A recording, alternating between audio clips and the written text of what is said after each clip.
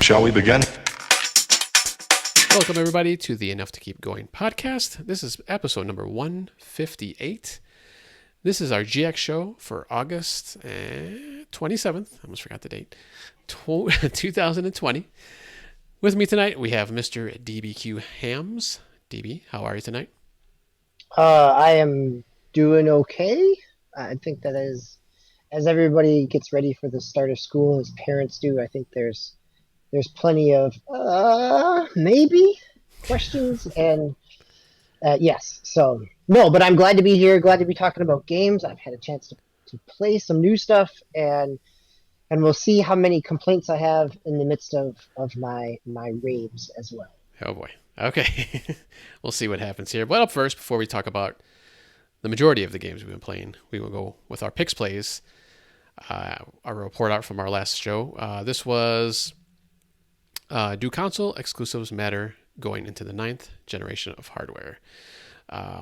So we wanted to pick a console exclusive from this previous, or I should say the current generation, Generation 8. Stamos, had Ghost of Tsushima, so did Swiss. Unfortunately, they're not here, and I think I don't know if they knew that going in or what was going on there, but I'll start with myself. At the time, I thought, this might bend the rules a little because I'm picking a Nintendo Switch game. But once again, this past week, I believe, was the rumor that there's going to be a Switch Pro coming out sometime maybe in 2021. I think we've heard that now for at least a year, maybe a couple of years now. But this is coming from, I think it was Bloomberg was the article. I forgot, I was going to look it up, that I had posted. But I know it was I don't think it was an official like gaming website. So, and all the other websites were covering it too. But well, Bloomberg has Jason Schaefer now from formerly at Kotaku. So okay, that's right. He's been, they've kind of bolstered up their gaming segment of Bloomberg News. That's true. I forgot he went there. I thought he went somewhere else for some reason. I thought it was like The Verge or something like that. But yeah, you're right. No, yeah, not Schreier. Jason Schreier. Schreier. There we go. Yeah. So I had picked Paper Mario and the Origami King, which was fine because I was kind of playing that. So I cheated a little myself in that respect. But once again, I was talking last time about the game itself, so I'll talk a little bit more about the exclusivity. I guess with Nintendo, that's kind of the only reason I buy Nintendo systems is the exclusivities. The Marios, the Zeldas, lesser extent Metroid, just because I'm not a big Metroids fan. But there's a lot of exclusives on the system that I've enjoyed since the NES came out. Paper Mario was actually a new game, not a new series, but a new game for me that I've never played the previous Paper Mario games. So this was the first time I got to try one out, and I'm loving the game so far. I love the humor. I think, like I mentioned last time, it's just full funny. I finally got past the little castle area, so I'm kind of out in the world now, trying to take down the ribbons. I don't know how far you've gotten so far, DB. Yeah, I'm out into the second. Well, yeah, into the kind of fall, Japanese themed area. So through the first got the first elemental, through the first boss, but I haven't actually come back to it in a little while. So I'm curious on kind of how you're enjoying it and how much you're playing. I think because what I found is it's been relatively easy for me to walk away from it because there's not any type of progression, and so I enjoy when I play. But at the same time, I haven't found a really compelling reason to stick with it necessarily. Yeah, when I first started, I was kind of doing how you were, just kind of here and there, just playing it. And then I decided, I'm just going to wait until I get, a big chunk of time that I can, go through and, play, a meaty portion of it. And I actually think I like it better that way, just because, and the story's not like anything super, dramatic or, it's silly, of course, but I kind of like fun. The writing is good. I like the story, and I like the characters, and all the Goombas and the Toads with their little snarky remarks and kind of sarcastic stuff here and there. But it's funny though, and I think I kind of search for those guys and see hey what are they gonna say next. So I kind of like that, kind of just diving into it for a big chunk of time, which is what I did Mostly last week and weekend, like kind of near the end of the week. Unfortunately, I didn't get to play too much of it this week. I haven't really played a lot, as you'll see coming up on the rundown. But yeah, I probably played a couple days where I played like a couple hours. Just that was it. That's all I was playing. So and I really enjoyed it. I'm on the first ribbon, which I think is the red ribbon. I just caught a glimpse of the blue ribbon, which is kind of off in the distance. So I'm assuming that's when I'll go to that one next. So I haven't hit the boss yet. So I'm not sure if that's like super hard or how that even works. Because I don't think Not I've hit hard, any but it's bosses really yet. fun. It's fun. Yeah, both the bosses that I've encountered, both the elemental ones, because there's multiple elementals, and then the first boss, they've been fun puzzles. So Okay, cool. Yeah, some of the just even the regular battles, it's like I've kind of flubbed them a couple times. It's like, and then afterwards, of course, I was like, oh, I should have done it this way, and I should have spun it this way, or lined them up a different way. But yeah, you kind of get that feeling afterwards. But I got to the point now where I guess I can spend coins if I want to extend the time. I haven't done that yet. I kind of save it up the coins to get the different items that you can purchase from the Toad store. But yeah, I'm really enjoying it, and like I said, this is the first in the series for me. But as a whole, that pretty much the only reason I buy Nintendo games, especially now. Maybe back in the day, they're kind of power wise and stuff. They're kind of equal with the other consoles, but now they're not really about graphics and the power of their systems. They're more about the gameplay for me at least.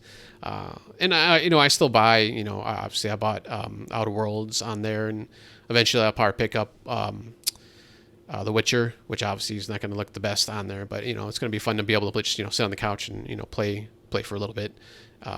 Yeah, but I'm really having a lot of fun with it, and that's what it's just basically exclusive. That's the only reason I would ever probably buy a Nintendo system going in the future, unless they start for some reason they start trying to compete with the Xbox and PlayStation on power. But I probably don't ever see that happen unless there's like a major shift in like the upper management and stuff and all that. So yeah, that's what kind of keeps me going with Nintendo right now. how much does the kind of interface play a factor into that for you, Prime? And on the Switch case, right, the idea of it being portable as well as a home console, the Wii in terms of its motion, or the 3DS, it, yes, there's the Nintendo exclusive games, but does the kind of modality of the game experience play a factor for you? Because for me, that's a different piece that Nintendo offers that I can't get with a Sony or Xbox console. Yeah, and I do enjoy that too, because it's like if it was just about power, about graphics, like why would I want a third one, or even a second one in this case? Because at one point I did have all three. I had a PlayStation and an Xbox 360 and and a Nintendo, whatever the Nintendo system was at the time, probably GameCube or whatever.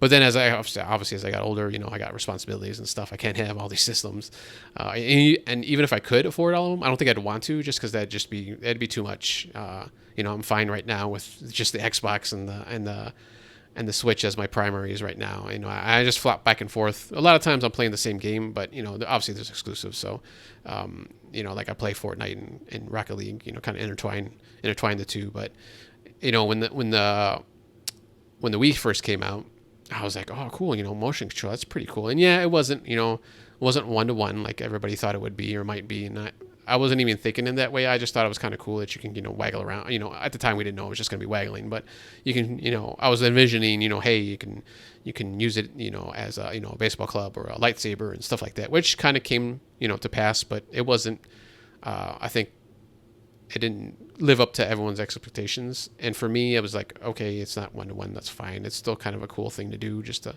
swing around and do stuff like that. But, and then even when the Wii U came out, again, kind of the precursor of the Switch, you can sit on your couch, and play, if someone's watching TV or whatever. So that was kind of cool.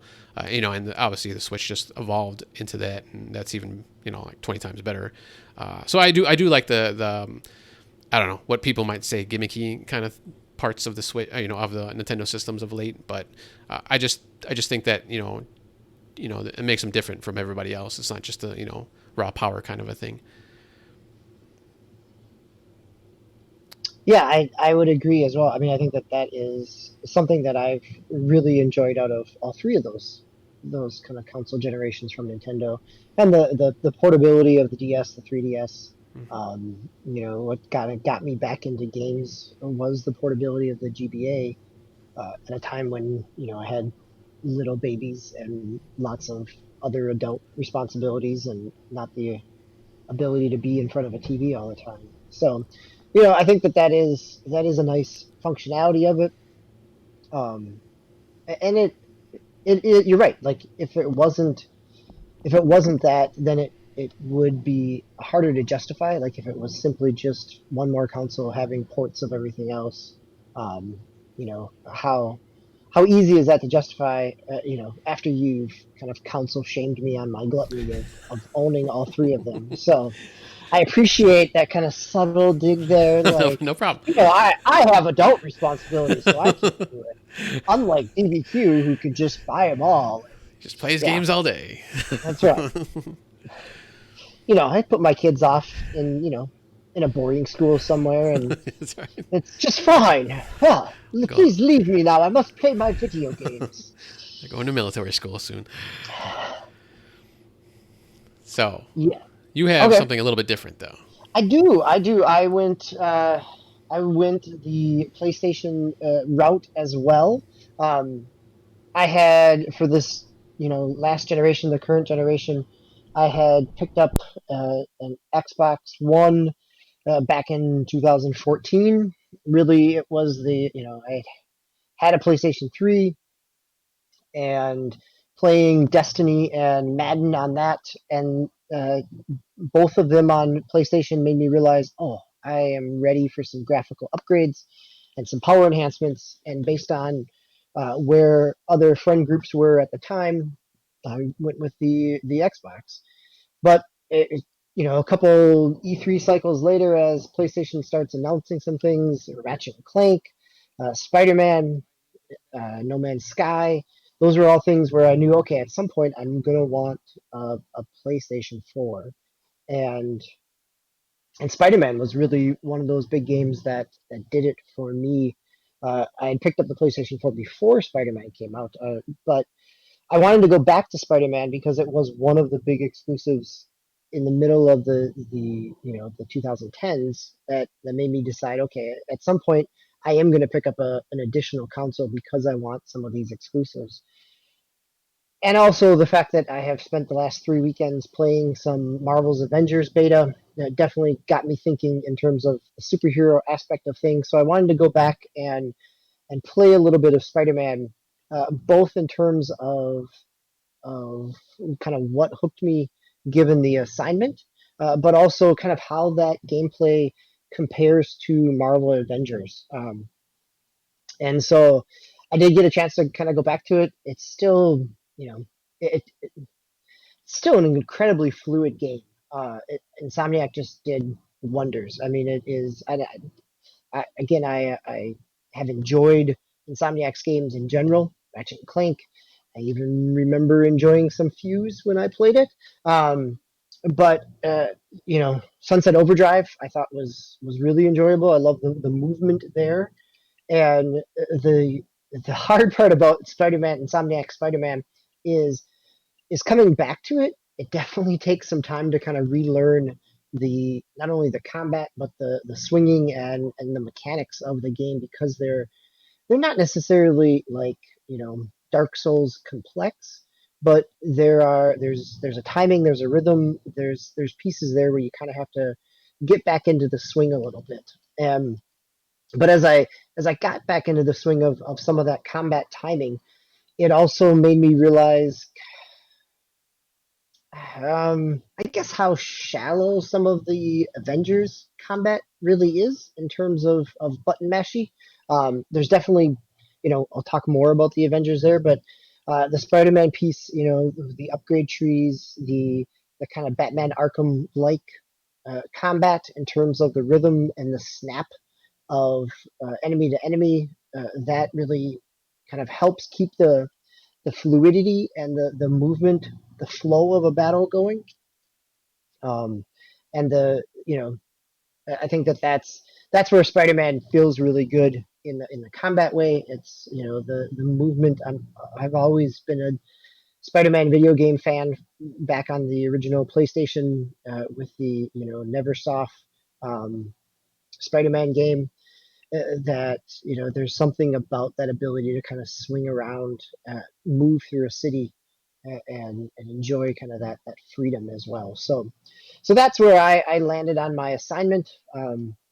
I will say that yes, there's a Spider-Man game coming out for PlayStation 5 with Miles Morales, and I really like Miles as a character. I don't know that that's enough for me to invest yet in a PlayStation 5 at this point. I think it becomes what other exclusives are there that for either of these consoles at this point that are not going to be ported to or available on the current generation platforms this fall. I think a lot of the big games like Marvel's Avengers, like Assassin's Creed, Watch Dogs are all going to be on kind of cross-gen pieces, and so it feels very similar. Just like I picked up um, an Xbox One in 2014, kind of in the second year of the console generation. I feel like I'm kind of in that same spot this console generation in terms of if the price point is going back to your adult responsibilities conversation, right? Like if that price point is worth it enough for what's available right now, or if it's going to take a little bit of maturation of the platform in order to kind of get a critical mass to make a value prospect there. So, um, besides Spider-Man, are there like other exclusive that you kind of drew you to the PS4 initially? Like, I mean, hey, I heard about like you knew probably God of War was probably coming at some point. I mean, and it seemed like you enjoyed that game. Was that another big draw? Um, I have got a war. I liked it. I in the same boat as Agassicles that I haven't finished it. I think the it probably was the what 2015 E3. I think because we saw Horizon Zero Dawn, we saw No Man's Sky, we saw teases of those. That those were some of the new IPs that definitely got me interested above and beyond things like uh, Ratchet and Clank, Uncharted. I think that there were, I don't know that there were a ton in terms of games, but there I got to, I think probably the first purchases, not probably, the first purchases that I had on the PlayStation 4 were, were Ratchet and Clank, were No Man's Sky, were some of the indie titles that were available there as well. So that the benefit of being a PlayStation Plus member previous to owning a PlayStation 4 meant that I kind of came with a built-in base of games to kind of dive into and play. Horizon Zero Dawn definitely has stayed uh, on my system.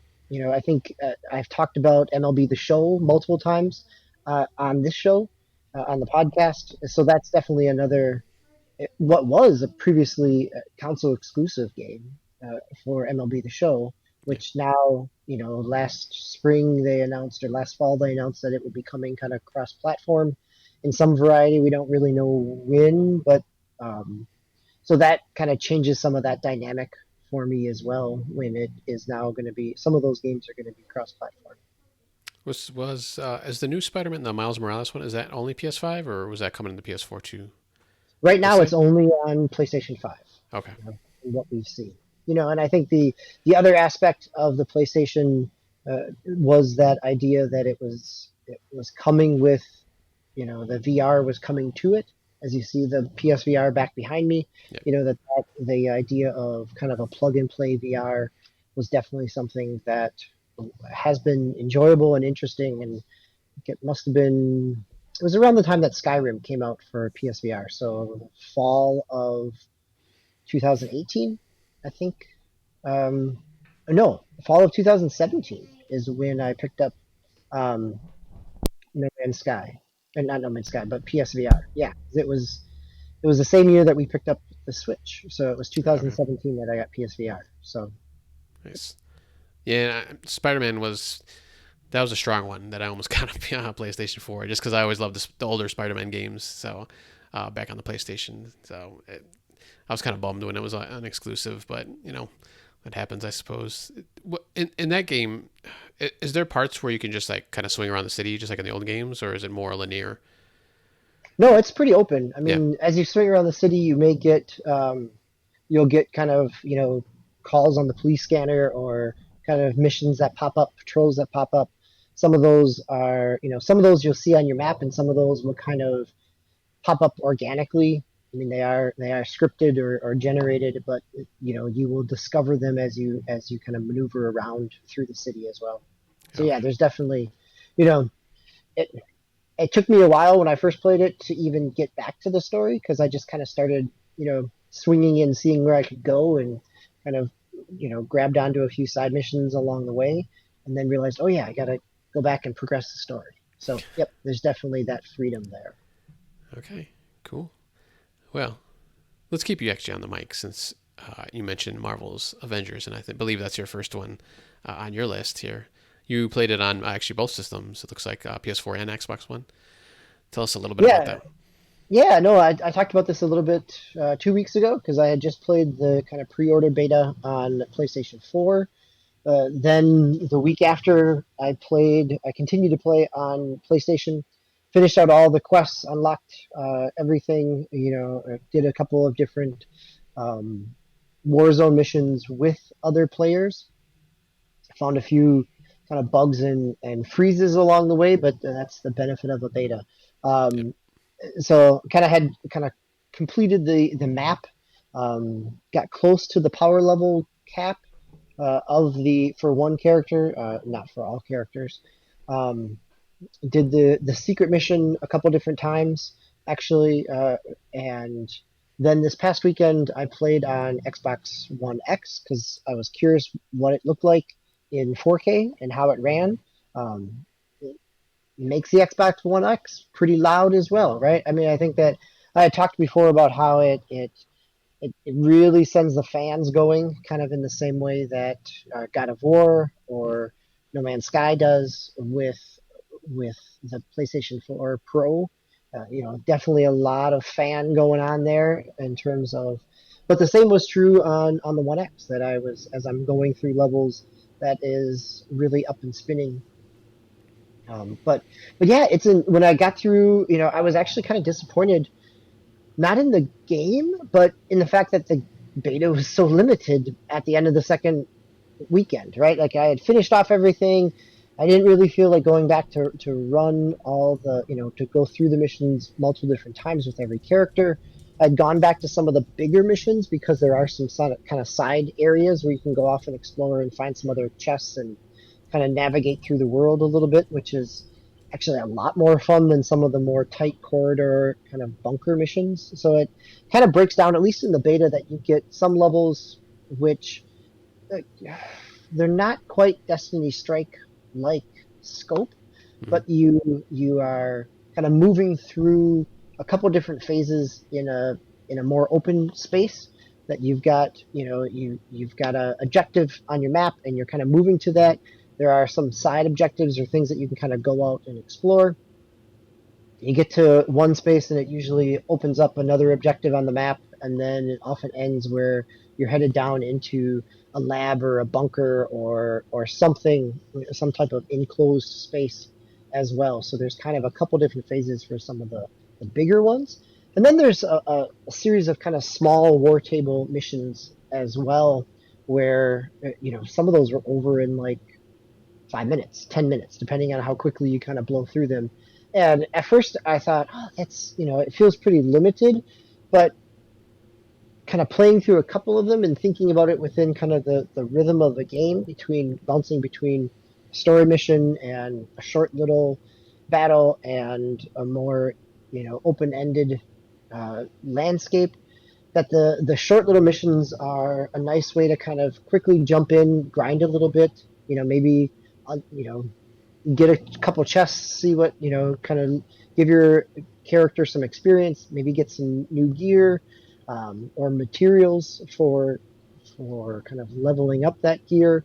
So I can see the benefit of having missions of different kind of lengths and varieties. Um, that actually makes the gameplay it diversifies the gameplay a little bit and means that you can kind of manage your time with the game based on the time that you have in real life, right? Like there were times when I sat down and played for 15 minutes, but still kind of completed a little bit of something and got Nice. something out of it, right? So it doesn't have to be a big chunk of time as well.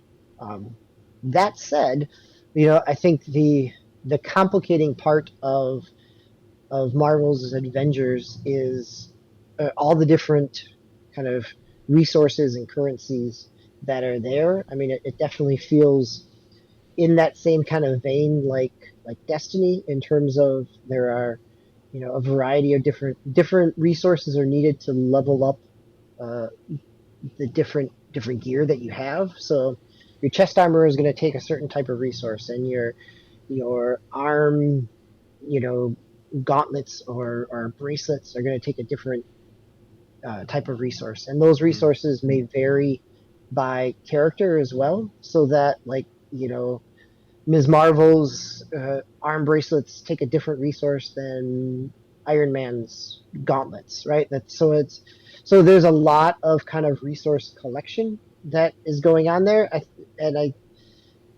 I think, well, at least in the limited time with the beta, it wasn't really easy to get my head around which resource was needed for what. A lot of time it was kind of menu management in terms of, oh, okay, well, I have this resource, but I don't have this resource. I'm not really sure where to go to get this resource. So I think that that's going to be part of it as well, like knowing which of those missions to rerun to get certain types of resources. Like, are there going to be certain maps that just like in Destiny, where are there certain planets that give you certain resources, so you know kind of where to target and focus that time if you're trying to level up a specific piece of gear.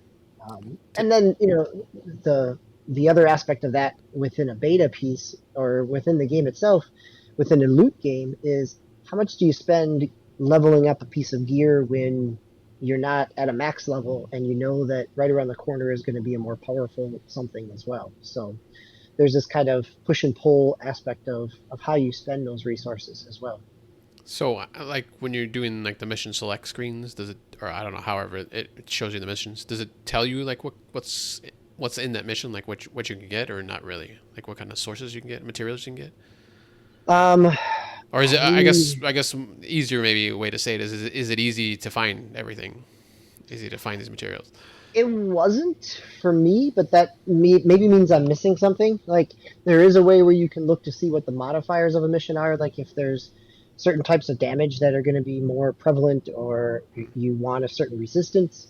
Um, it does tell you like you'll get gear or you'll get resources, but I didn't see where it tells you the specific types of resources that you're going to get. So that it certainly seems like something that could be patched in as things go, or as the community kind of matures and develops. There definitely will be guides out there about which maps are good for farming which Yeah. types of resources, right? I mean, I can remember driving back and forth to reload zones on Mars to get certain types of resources in Destiny. um, and even in the beta, there's already a good community out there kind of talking, walking you through how to get to the secret mission, or how to do some of the other pieces in terms of some of the ins and outs. So it seems like there will be those resources available, whether or not it's in game or if it's kind of side content, fan created content, is something I'm not sure of yet. Okay. Was there any difference between the two console betas? So they all had the same missions. All had the same missions. I mean, I didn't read any differences. Okay. I did not unlock all the missions in the Xbox One. I got through the story missions, and ran a war table mission or two, but I did not go back through and unlock all of them. In part just because at that point I kind of hit beta fatigue of, oh, I'm just doing the same stuff over and over again, right? Yeah. Where that second week was kind of that sweet spot of I had unlocked a whole bunch of stuff. I had a bunch of new missions to do. I was, had new characters to play with. But by the third week, it was kind of the same stuff over and over again. So I would think that, it doesn't sound like there's going to be any differences in terms of the missions, right? We know that there's going to be differences with, Sony getting Spider-Man as a character. Yeah. We know that Sony's going to get some, limited time exclusivity on some costumes. But other than that, it doesn't seem like there's going to be any difference between those.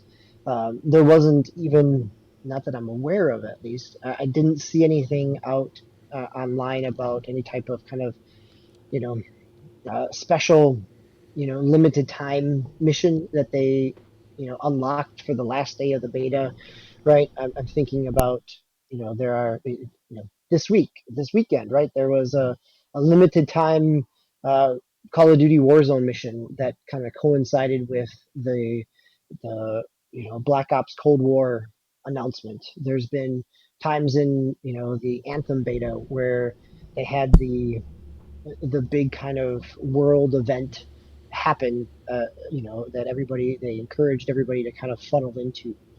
Destiny did the same thing back in Destiny 1 with the beta where they unlocked a new mission, a moon, something. I'm trying to remember what it was, but they Yeah. unlocked a piece there for a certain period of time. And I didn't see that here.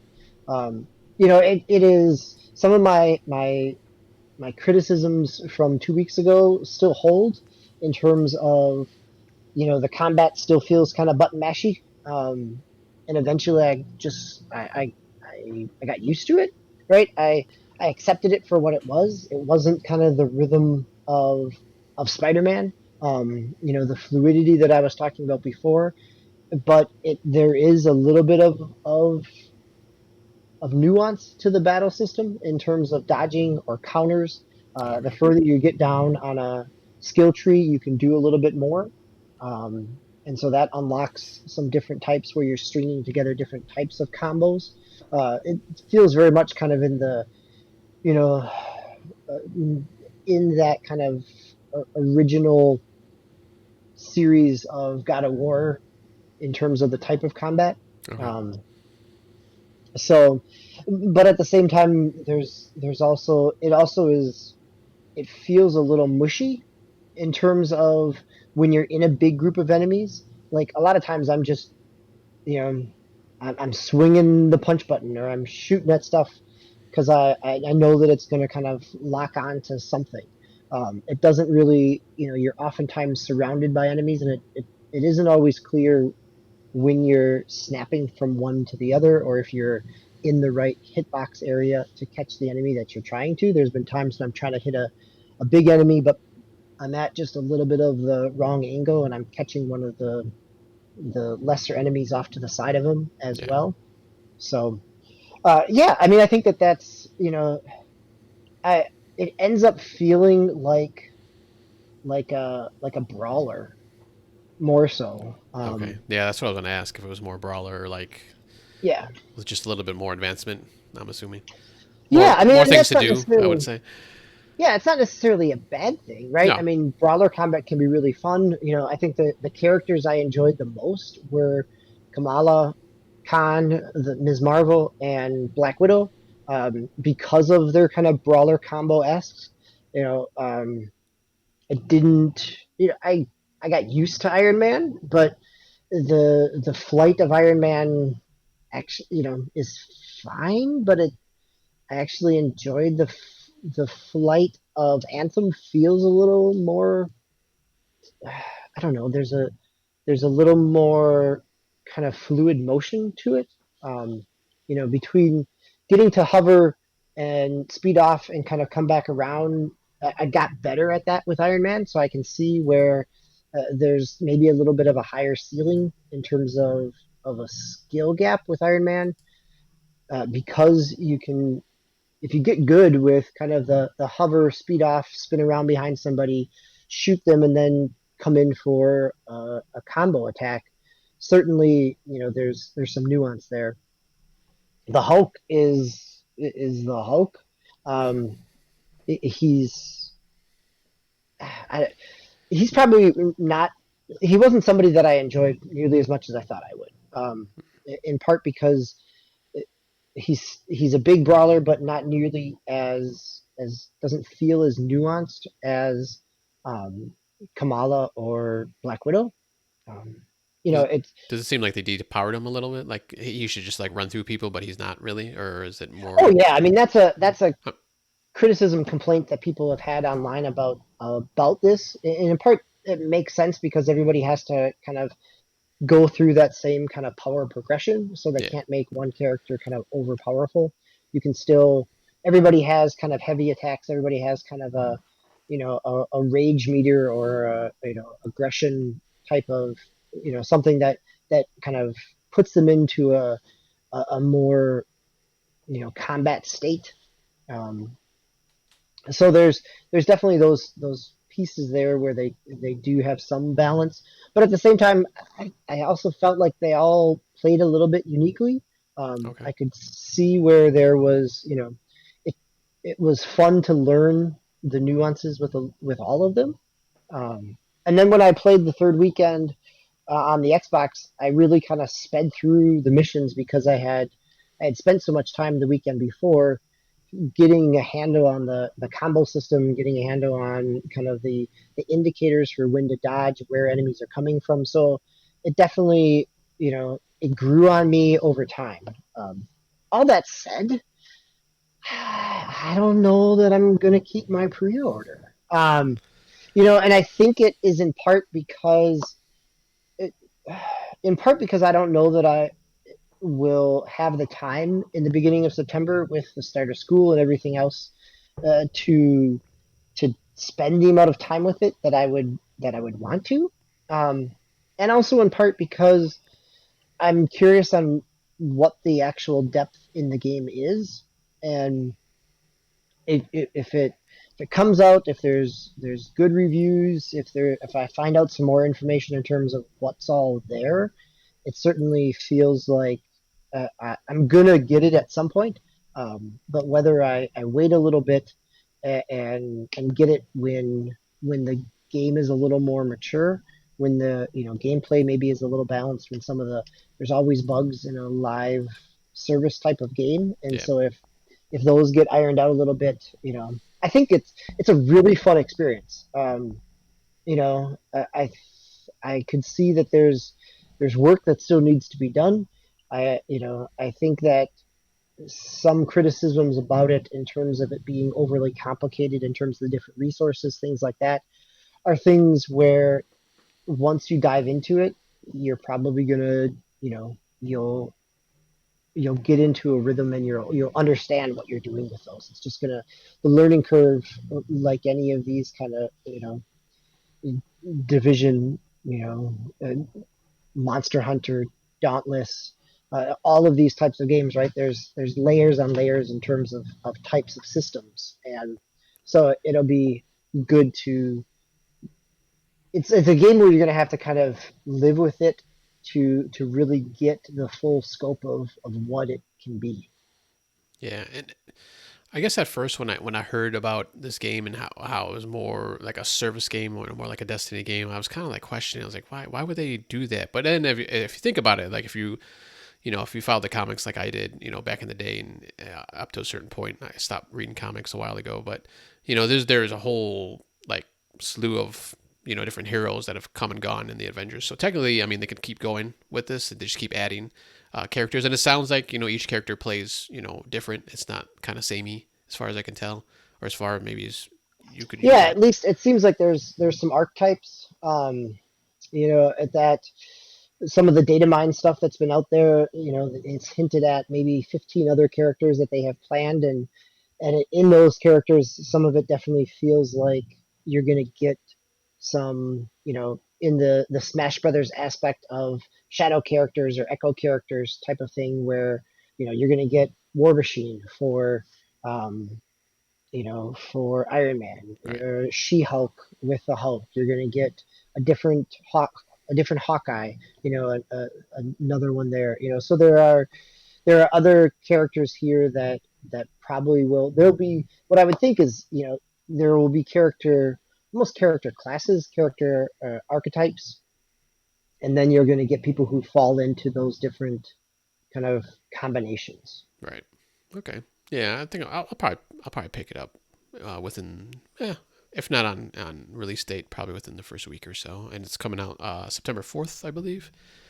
So, but Yes, next September Friday. 4th. Yep. Next Friday, although I just got an email from Amazon saying that my pre-order is not going to be shipping on. I'm not going to receive it on launch day. So, Oh.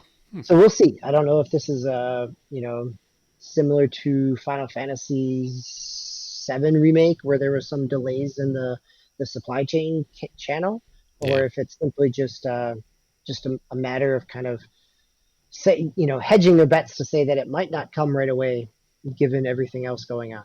So Which system did you pre-order it for? Was it PS4? I I initially pre-ordered for Xbox because I wanted it in 4K, and then the Spider-Man announcement came out, and this right goes back to our Pickz Playz assignment. Like that was what kind of put me over. Like, okay, well, maybe I'll I can go with PlayStation because it is, they're having Spider-Man is would be good. Although, it sure looks nice in 4K. Yeah. So it kind of got me thinking, well, is Spider-Man really worth it, or do I want to go and play in 4K? So Yeah, if you wait a year or so, maybe it'll be on Game Pass, if even sooner, depending on how it does, I suppose. That's the yeah, that's true. I thing. wonder how that'll. Yeah, depending on how they not Monetize it. monetize it. Yeah. Thank you. Sometimes that word just stumbles up. Yeah, but depending on how they monetize it, it certainly could be something where there are right now. I mean, the monetization of it sounds like all the characters are going to be free. That the monetization really comes in skins. Yeah. It Different comes in costumes, I would assume. face plates. So there are nameplates for your character, and they're snippets of either comic covers or comic Mm. panels with different artists. And so, as a comic fan, that's really cool, right? Like, oh, I remember this. This is Peter David's Hulk, or this is Greg Pak's Hulk, Yeah. right? And here are the different times when that happened, or oh, I know this artist, and I remember that cover. And it's certainly something. They in the beta they gave you some premium currency to spend on costumes, um, which is fun, right? It allows it will be easy to, in some ways it'll be something where for any fan of any of these characters, it's an easy sell to say, oh yeah, well, for $3 or for $5, you can look like your favorite, you can get your favorite costume. Yeah. Um, so Yeah. so yeah, I think it's a good model. I know that people have had concerns or hesitations over the fact that the gear doesn't show on your character. Um, Mm. it just is. It's holographic in theory. It is so which is, I understand why they do it from like a licensed property piece. The downside is that your character doesn't necessarily change a whole lot as you find stuff, and so it makes that kind of Destiny or the Division, kind of aspect of, oh, look at this, or even Borderlands when you get a kind of a wacky looking gun, there's this visual change, and here you don't really get that, and so it's hard to say how impactful that will be just from the beta. After if you're playing this for months on end, does that start to be feel kind of monotonous and feel kind of samey because your character never really changes unless you're willing to pay some currency to change out their costumes. So, so I think that that may work against it for some people who would normally kind of dive into the loot aspect of this. I think it certainly is going to work well for comic fans, for superhero fans, for Marvel fans in that aspect. Yeah, I guess that's kind of hard because obviously, someone like Iron Man, I guess that would kind of make sense. But then the Hulk, I mean, he's usually just in ripped pants, so putting like giant bracelets on him or a chain or necklace or something is might be kind of weird down the line. One more quick question. So for like Iron Man and maybe like Spider Man coming up when that gets released, are the levels big enough for those kind of characters that kind of fly and swing around and kind of jump around? Yeah, yeah, I think they certainly are. I mean, it feels like in some of the wider open missions, having Iron Man helps. Like you could get to the secret bunker for the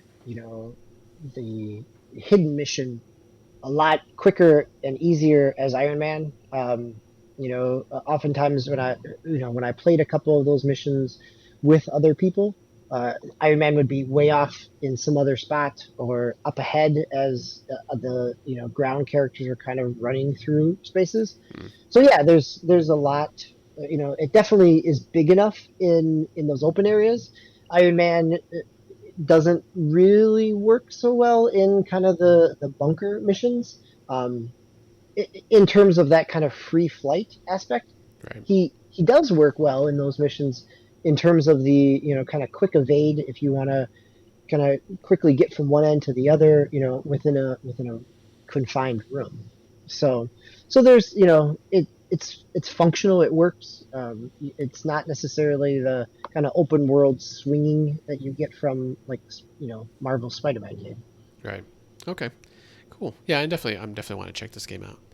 All right. So for one Avengers game to another of sorts, let's talk about Fortnite right now. So I've actually jumped back into Fortnite recently, or within the last couple of weeks. The same friend that I had been playing Warzone with, we kind of jumped. He started playing Fortnite, like kind of he was on and off, and then he started really get into it. So it kind of pulled me back in. Um, so obviously this today, actually I would say this week, but today they actually had the new season, Chapter 2, Season 4 of Fortnite start, which is a Marvel themed season. So it kind of revolves around Thor and Galactus and kind of the storyline that's going on in the comics right now. They kind of pulled it into Fortnite, and so Battle Pass has a bunch of different Marvel skins in it, and all the different wraps and back blings and all that kind of stuff. So it's really cool. I played a little bit of it earlier today with that same friend, and actually my son. And you can get there's different powers and stuff now. You can get a few different powers that you can get with around the map. So that's kind of cool that they've incorporated those powers and doesn't seem too overpowered right now, at least so far that I've seen. But I'm sure once the I don't want to say the pros, but once the people who are, I guess pros too, but the people who always playing this game, not so much 24/7, but a lot, they get their hands on these powers and start to really play with it and get used to it. And I'm sure they might have to do some nerfing down the line, but so far I'm really enjoying it. It's the characters are more cartoony. They're not so much like based on the the MCU and the Marvel movie characters. So I think they look a little bit better, or a lot better than if it was just like Hugh Jackman and Wolverine in there, because Wolverine's in there. It actually has his old costume on there. They actually have the blue. Was it the yellow and blue? And then there's the brown and I guess kind of like a tannish or yellow color, I suppose. It's kind of the same color, a little bit more muted, I think, of a yellow. But so that you got those different costumes and stuff too. So it's pretty cool. I'm really enjoying it so far. Not a whole lot of map changes. There's a couple of like things here and there, but there's nothing like too heavy. And I don't know. And I guess there's people kind of hemming and hawing that this is more of a crossover season than kind of the lore. And people say lore of Fortnite. I gotta kind of hold on a second because it's pretty loose, the lore So here. is this building to like an event? Like sometimes there's kind of a kind of a cumulative event within that season. Does the Marvel aspect? I've been reading about like Galactus is coming. Is that is that speculation or is that something that's kind of telegraphed within the game? Yeah, no, he's definitely the big bad of this season, and there's like a comic book that they actually started that they threw in there at the end of last season. Um, that was kind of building up to the storyline, and they actually revealed him, and they put it in there, so it's not like a secret or anything. So actually, last season they didn't have an event. They usually have like an event in between the seasons, but they didn't this time. But I'm assuming they will with Galactus, because I mean, I don't even know how else they would kind of tell that story. Yeah, I mean, I guess they can just do it through the comic book too, but I mean, I think that would be kind of lame and doesn't seem to fit with Fortnite's kind of how they do things. And there's been, from what I've read, before I started really playing, there's been like I think a season or two where they didn't do an event, so it's not unprecedented. So it's happened before. I'm pretty sure we'll get something at the end of this one where it's just like that movie thing they show at the end, us battling Galactus or whatever. But I think it'd be pretty cool. And there was a nice cool like movie animation scene that they did at the beginning of this season, which they do. I think they've done that for every season. So that's kind of cool, and just kind of setting up the story and all that. So it's been fun though. I've really been enjoying it. Um, I keep thinking with Galactus, like when they did the Travis Scott concert in Fortnite, there was one segment of a song where he was like a giant, yeah, right? Within the so it feels like they're gonna kind of take that model and throw Galactus in there, kind of towering over everybody else and give people a chance to interact with that in a way. I wonder. I mean, it'd be really interesting. I really appreciate what Epic does within kind of the storytelling, the in-game events within Fortnite, how they've created it and made it kind of a platform on their own. yeah, they really do up their game a lot of times, and yeah, they do a lot of times those special events. I think they're kind of a test, even the smaller ones, like during the season, like the Travis Scott one and the Star Wars one they had a couple seasons ago. It's kind of a test bed for things that might come up, in the future. And I could see that. I could see them, having a giant Galactus. And when Travis Scott was huge, I mean, he was like he was like towering over the whole island, the whole planet, really. And I just wonder maybe if they'll evolve even this event where it's a little bit more interactive. Like maybe you got to try to, like there'll be like hit points on Galactus where you got to try to hit him and some do stuff like that. And I know they've done that before, sort of, where they had like a vote kind of in between. One of the events where it kind of sucked you into this what they call the 0 point, which is kind of like this kind of like energy space or dimension or something, when we were able to choose a weapon that hadn't been in the game for like a long time. There's like I think 6 different things that you can choose from. We did that, so that was kind of interactive. So maybe they'll do something like that, and like I said, they'll just evolve it where we can actually interact even more. Try to defeat enemies and stuff like that. So it's pretty cool though. I'm liking it, and I've been playing both on the Xbox and on the Switch. So definitely looks way better on the Xbox, but I do like the portability of the Switch. And to be honest, so there is matchmaking in the game, and actually the matchmaking is pretty good in this game compared to other titles that I've played, Call of Duty and say like Rocket League and Battlefield and stuff like that. It does it does a really good job of matching you with people of your own skill.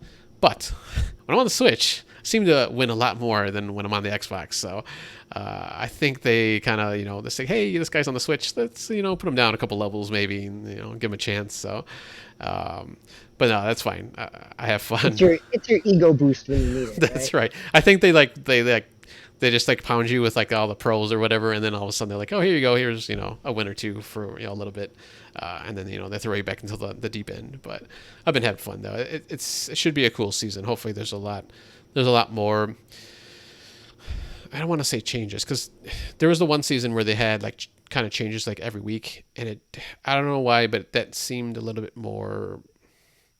They didn't seem as impactful, even though like a section of the map would actually change, but it was still like, I mean, it's all right, I guess. But hopefully this will be kind of maybe in between like kind of that and like a major changes that go around. Because like I said, there wasn't whole lot of changes to the map itself. So, but we'll see. I'm still having a lot of fun with this game.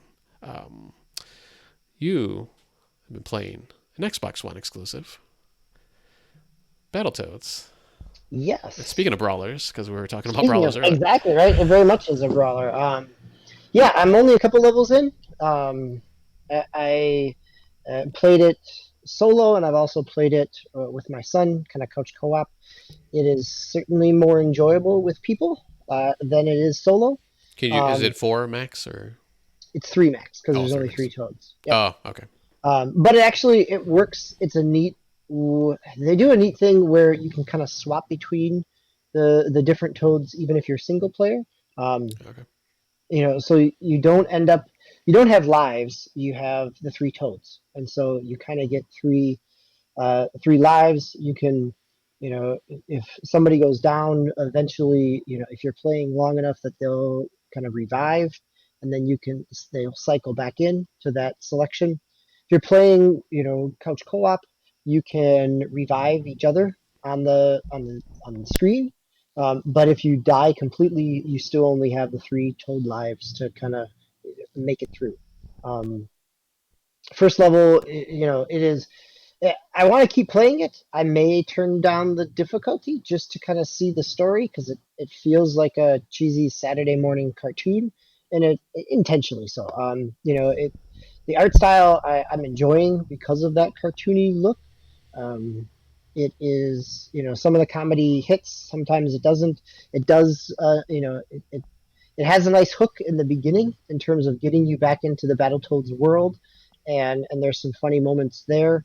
And I like the fact, kind of looking ahead at it and reading other reviews, kind of the variety in gameplay. Not only do you get not only do you get the speeder bike levels that were in the original Battletoads, and fortunately they're kind of like on a head-on mode rather than a side-scrolling mode, so you can see stuff coming more frequently or at least easier. The draw distance is certainly a lot better than it was on the Nintendo back in the day.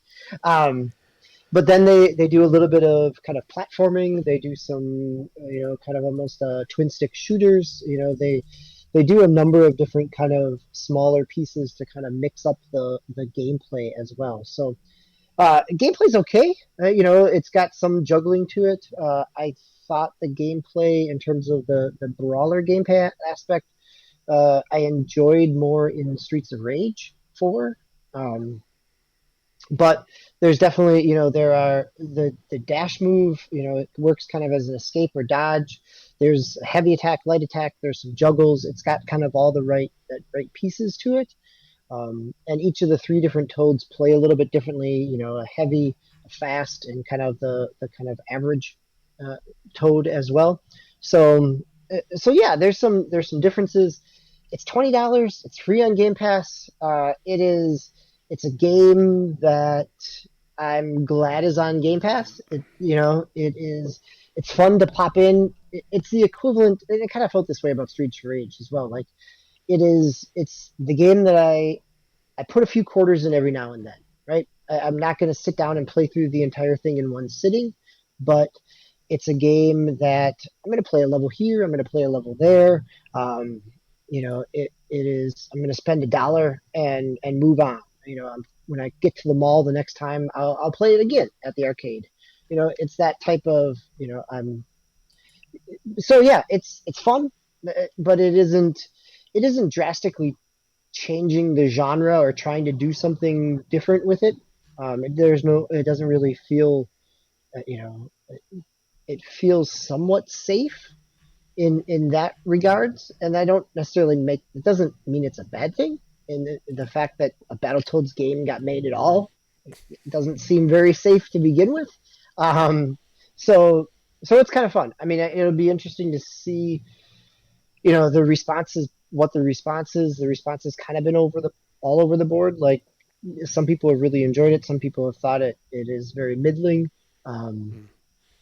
so whether it's enough to kind of generate additional interest, and whether it's enough to you know I could see where they could, the graphics engine is nice, it works. Like they could do quick little mission drops in it type of thing as well. There's some, there could be ways to kind of keep the IP going if they wanted to.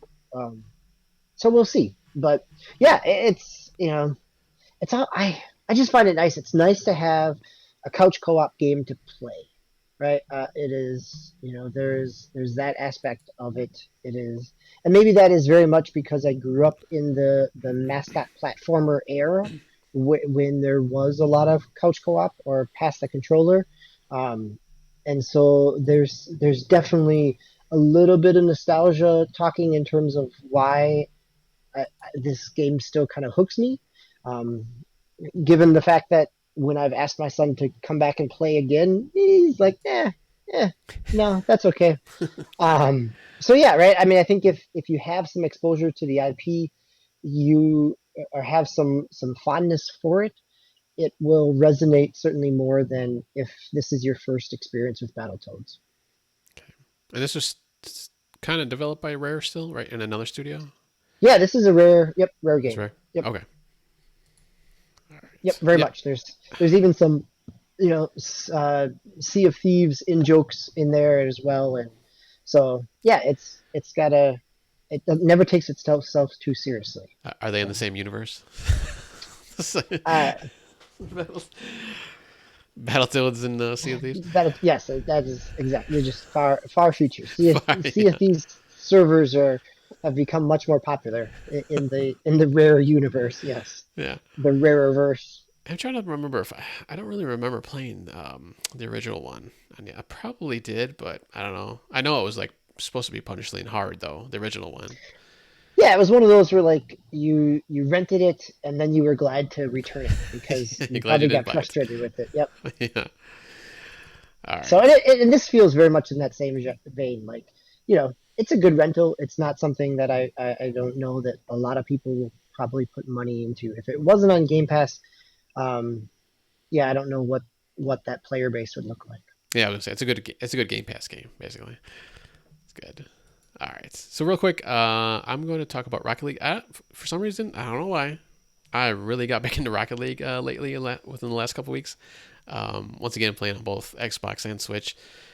Like I'm in between Fortnite or like say I'm doing like a whole Fortnite stream or whatever at night, and then like right before I'm finished with going to bed before I turn everything off, I'll play like a few games of Rocket League. It's just kind of fun to go in there.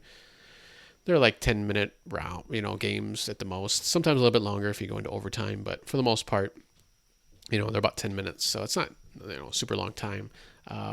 Now next week, I believe. Let's see. Yeah, next week it's going free to play because it's and I believe exclusively on Epic, the Epic Game Store. You could still, if you still had it for like on Steam or wherever you bought it from, excuse me, you could still play it. But going forward, it'll be released. I should say, I was gonna say sold, but if it's free to play, you're not gonna sell anything. You'll get it from the Epic Game Store. So I don't know if that for some reason if that like triggered me, like oh my god, I gotta play it. But even though I'm fine, I still have it on Xbox on Switch.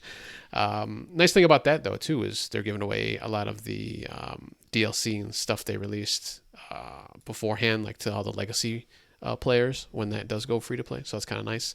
I know some of the licensed stuff is not going to come over right away. I think they're working. They said they're working on that to get some of that. So like there's like Back to the Future car and Ghostbusters car and Batman and stuff like that. So that'll I think still is going to stay on whatever system you bought it on, but it looks like they're going to try to get that go cross. I don't know what you'd call that. I guess cross progression, I suppose, between the systems. So that'll be nice. But everything else will that they've released. So and I don't think the Battle Pass stuff is going to be released. It's just the DLC stuff that they've given out and had in the past.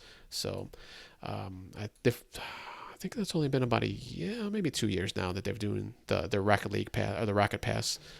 So that's not a whole bunch of stuff. I don't think that's out there, but it'll be kind of cool to get some of the other stuff and other gear. But I've been playing a lot of that. Do you want to talk about Madden real quick, or you don't have to go quick? I should say Yeah, I can talk about Madden real quick. because I think there's been some issues with that I from your chats. so so yeah. I mean, we're at an hour, but I could this was the game where I could probably rant a little bit much longer on. Um, yeah. So I mean, I say all this, and then this morning, Madden released a patch that addressed a number of things that the community was aware of in terms of Madden 21. The patch added in the Washington team, the logo versus just saying having the NFL logo. It cleared out some updates on things. It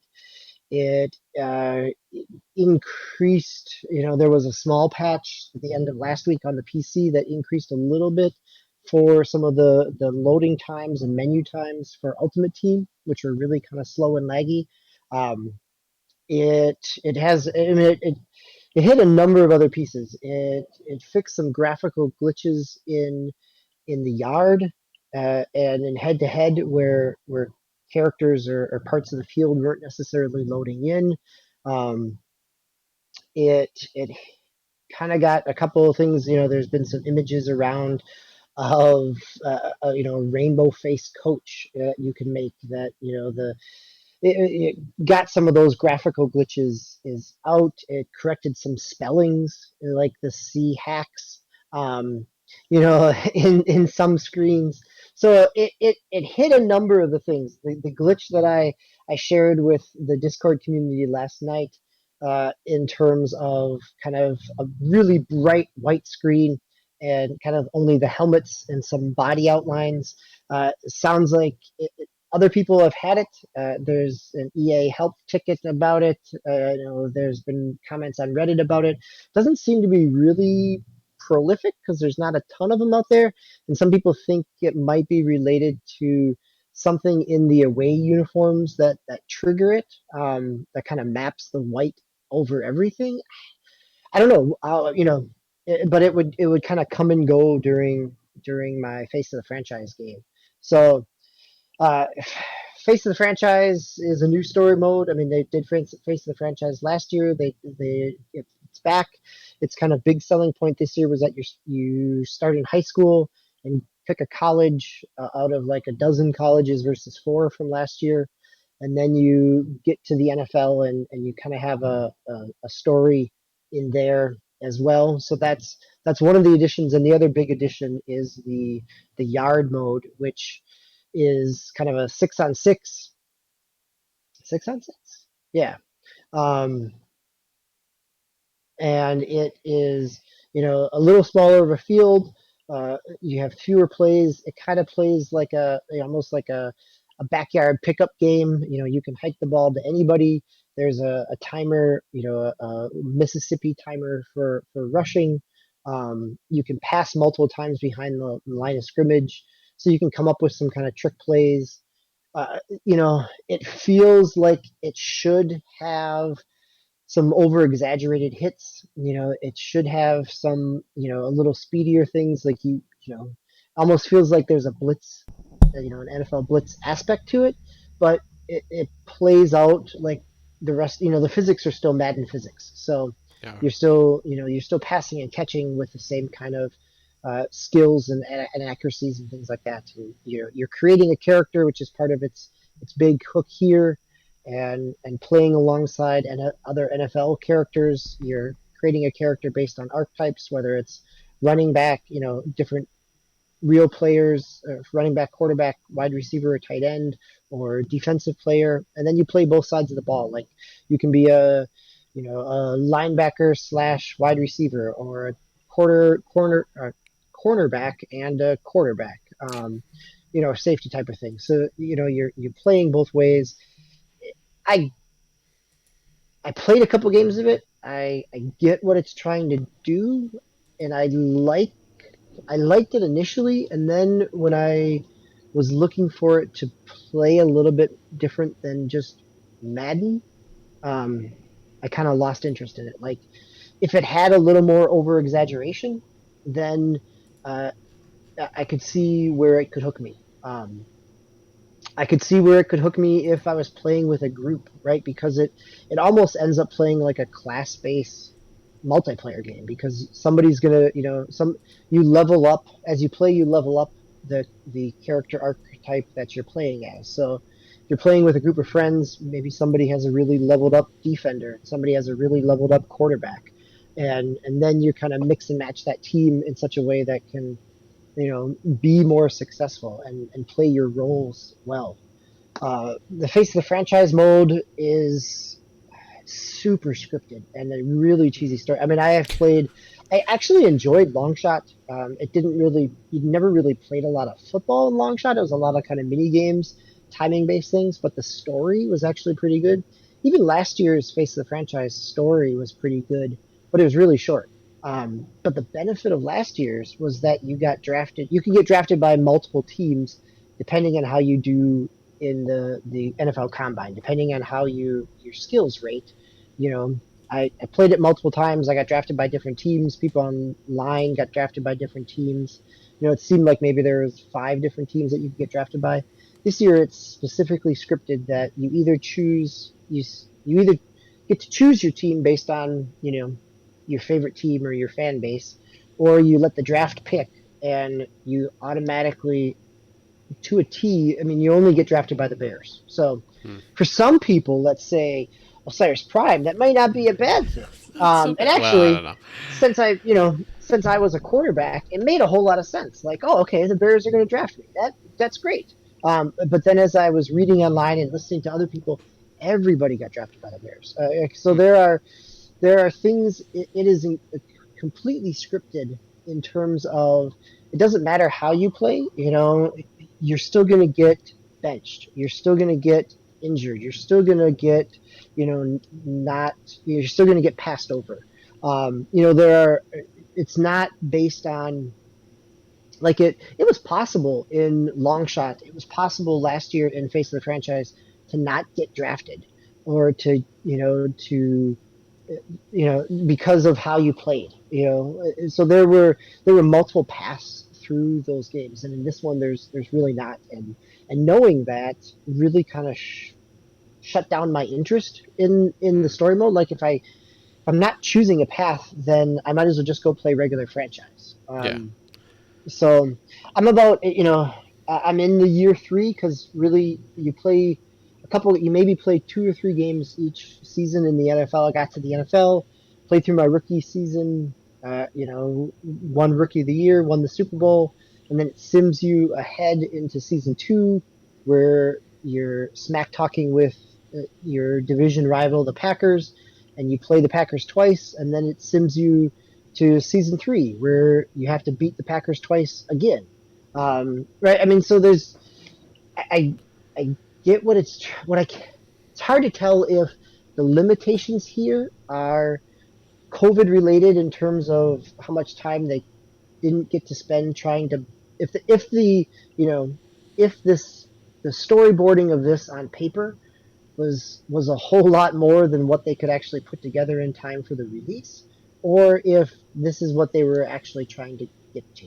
But overall, I mean, it plays out like a Madden at the end of a generation. Like it pretty much is, if you're not interested in the yard, it pretty much is last year's game. The graphics look better, and the graphics looked really good last year. They look great this year. The mechanics are a little different. There's a little difference in terms of the line mechanics for offensive and defensive lines, but for the most part, some of the same plays that the computer couldn't stop last year still can't be stopped this year. So there are certain things where you can tell where they put time and where they didn't. So, and that's not even talking about franchise mode, which hasn't been touched really at all. So, Yeah, that was gonna be my question. It felt like an in between, an in yep, between yeah, or in between it is consoles. it's a bridge between the end of the console. Yeah, very much Is so. this supposed to get the enhancements once the next gen comes out? So if you Right? purchase it, yeah, you'll get the upgrade. Originally I know that they had put a time limit on that. Like you had until Oh basically yeah. the end of the NFL season to purchase it and get the free upgrade. I think they extended that, but I know that you'll get an upgrade for it. Okay. All right. Yeah, it's been a while since I played a Madden. I think 07 or 08. It was the last one I played. So Sure, I've been. I'm always like, oh, I'll pick it up this year, but I just never do it. So I don't know. Maybe eventually. Yeah, it's been actually. I mean, I'm coming off of I'm in my second year of an online franchise with a friend. So we just played heavily for 2 weeks of Madden 20, and so diving into this, it made the comparisons really easy because Madden 20 was very fresh in my experience as well. So, I yeah, I've played.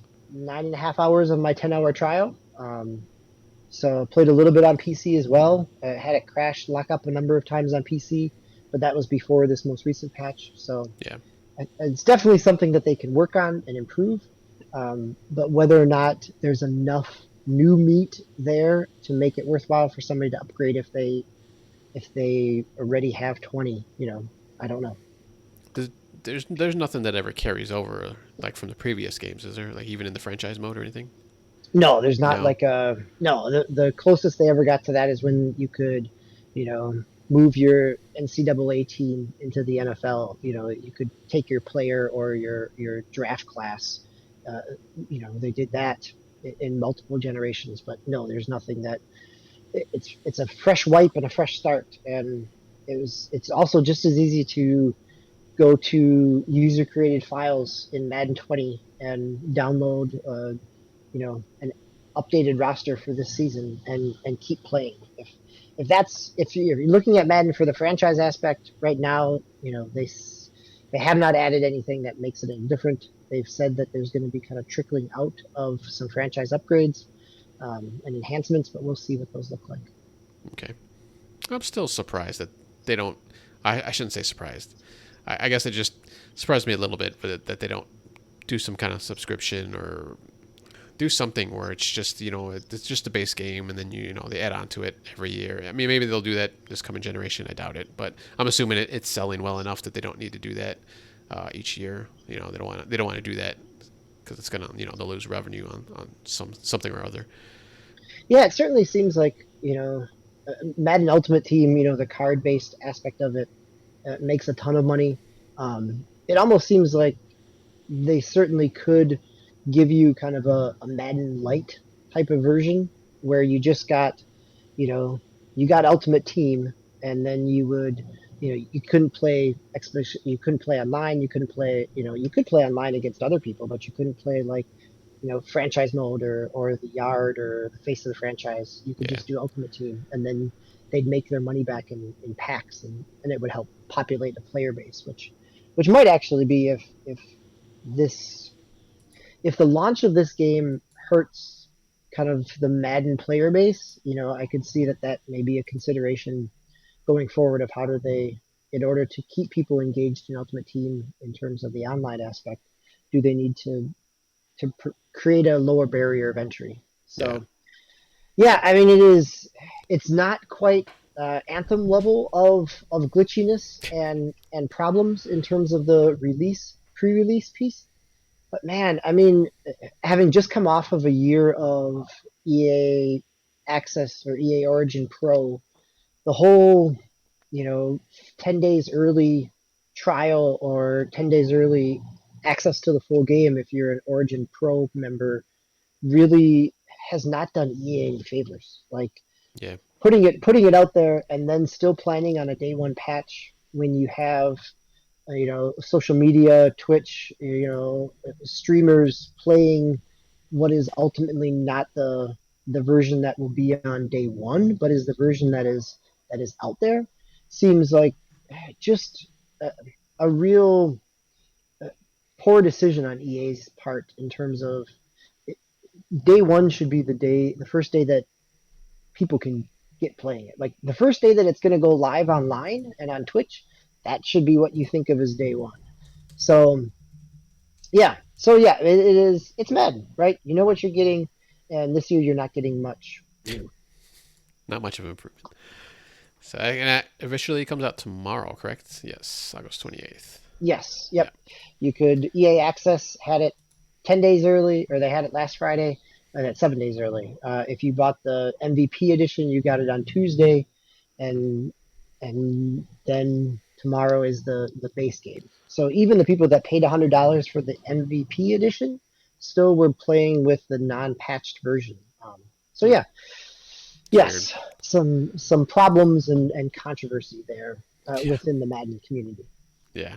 Well, we'll see how it goes. I'm sure it'll still gangbusters like it always like it always does, especially nowadays since we're kind of stuck inside a little bit still. So I don't have a third game. That pretty much Paper Mario is my third game. So let's jump into the Pickz Playz for next week or for in the next couple weeks. Um, I was talking about Fortnite earlier. We've had that big controversy over the mobile version of Fortnite with between Epic and Apple. Epic suing Apple, and technically, I think you can still play it on Android. I believe it's not in the store anymore, but there's always the side load that you can do from Epic's website that you can still do it there. But it's mainly the Apple and Epic war right now that's going over the controversy that's going on, and that's at first I was gonna pick a mobile game. I was say, hey, let's play a mobile game, but I know some of us here are not too keen on doing that. So maybe for in the future I'll pick that one. But for now, I want us to play a controversial game from the past. It could be, something more recent, maybe like Fallout 76. Like that's the game I chose. If you want to go all the way back, play ET. Go ahead, you could do that if you want. But pick something, that was either something that's like broken at launch or, had a ton of microtransaction, just something that was controversial for the day. Play that for the next couple weeks. Come back, let us know. Was it really controversial? Was it, kind of looking back on, in history, was it really, something that was controversy, that was a controversy around it, or was it just blown out of proportion? Like sometimes these things happen, but in the case of Fallout 76, it did have its problems, especially at launch. And even, I think, what was the last thing? I think the private servers. There's a big hubbub about that stuff. So I don't know. You didn't put anything down. Do you have any ideas of what you might pick, DB? Oh yeah, I've already gone to the well of Anthem and Battlefront 2 Yeah. frequently, so I don't think I'll go back to that well in terms of controversy. So no, I saw this and I've been trying to think about, what. Yeah, no, I don't yet. So I will have to give it. So I love the pick, right? I love the assignment, and I like the fact that you've stumped me, right? Like I don't have a go to, in my, oh yeah, well I'm gonna do this one. I this is what makes Pickz Playz fun, is that it forces us maybe out of our comfort zone a little bit. It gives us a reason to go back and play something that we probably passed on or maybe didn't give a fair shake to. So I think the other interesting piece of this assignment is that given the reality of games now in terms of patches and multiple versions of things, like yeah, it could have been a controversy at Fallout 76 was certainly controversial, but now that the NPC characters are in, and now that the servers are stable, and there you may have a great experience, which is completely different than what somebody would have had at launch, and so I Yeah. think that also makes it part of a meaningful conversation as well. So Yeah, that was good actually pick, good the other assignment. good point there because that was actually another part I was going to put in there. I just totally forgot about that. Just if it was, has it gotten better since all the blow up of the game. But yeah, so we'll see what Swiss and Mr. Agasicles Stamos has got planned for that. I believe the next GX show, it'll be three of us actually. It'll be myself, you, and Swiss. But next week will be our deep dive episode where it will be Swiss hosting with you, Mr. DBQ Han, as the co-pilot. I actually didn't. I had the wrong one on here, so don't No, that's great. just We'll, ignore hopefully we'll have that. some stuff to talk about. So Yeah. Oh, I'm I'm sure there'll sure be lots to between talk Apple about. and Epic, there'll still be more. Whether it's a new ruling, we had some of that. We've got some judge injunctions there with some of Apple or with Epic's developer tools. Yeah. So yeah, we'll have plenty to talk about. That's for sure. Yeah. Yep. And Gamescom was starting this week, or starting today, actually. There's a bunch of announcements. So if you want to, you can always go through the big announcements from Gamescom or whatever else comes out of that show. Online show, obviously, since we're still kind of in not locked down, but trying to keep away from each other at least for the time being. And I think that's probably one of the biggest of the shows, right? I believe of all the conference shows out there. Yeah, I think so. Since there wasn't a kind of I mean, coordinated normally it E3 would, like. yeah. Yeah, but Normally, Gamescom usually has a pretty big announcements. People usually you're gonna end up with some stuff there, so which is great. yeah. All right, DB, thank you for being my co-pilot and taking the brunt of this show because I was very light on content this week just because I had been busy and didn't get to play a lot. So, and Rocket League was taking up my time. I'll admit that. So, for Mr. DBQ Hams, I'm Osiris Prime. Thank you for being here for tonight. Stay safe out there, please. Take care of each other, and we will see you next time. Good night.